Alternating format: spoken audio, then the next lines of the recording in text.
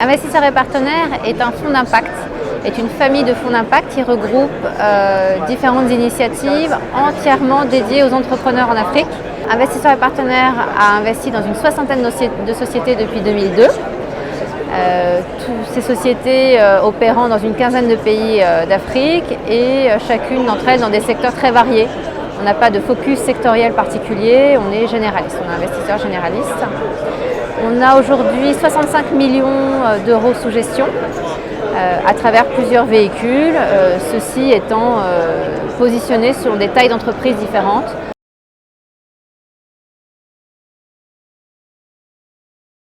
Donc, comme je vous le disais, nous on a décidé d'intervenir auprès des petites entreprises en Afrique parce qu'on pense qu'elles ont un impact très important sur le développement.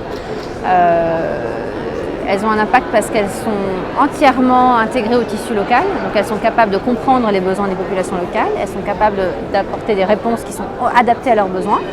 Donc il y a vraiment ce côté terrain qui est très important.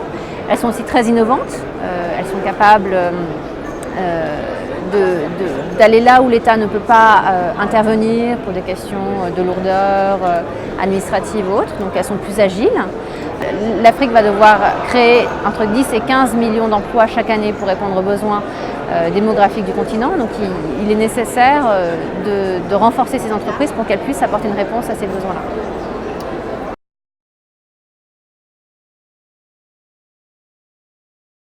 Alors le risque, effectivement, il est inhérent à notre activité, inhérent au terrain sur lequel on opère.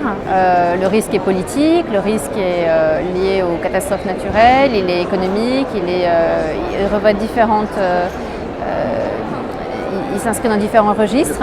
Donc on doit l'intégrer à nos décisions d'investissement et c'est la raison pour laquelle aussi on a cette répartition géographique.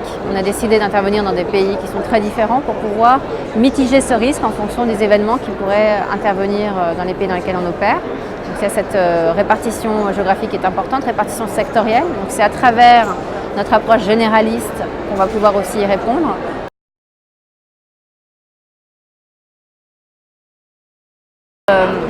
Malheureusement, il y a encore très peu de fonds qui interviennent sur ce créneau.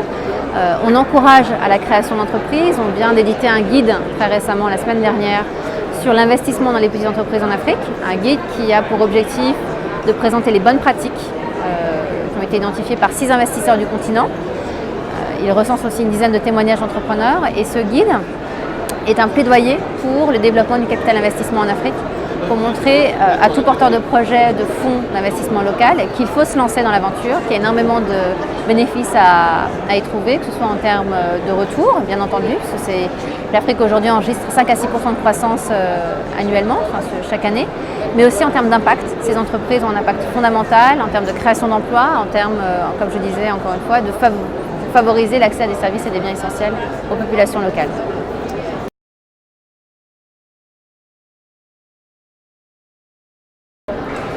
Alors, on travaille beaucoup avec la Commission européenne dans le cadre de sa réflexion sur le soutien au secteur privé. Donc on a contribué en témoignant de notre expérience auprès de la Commission sur ce terrain-là.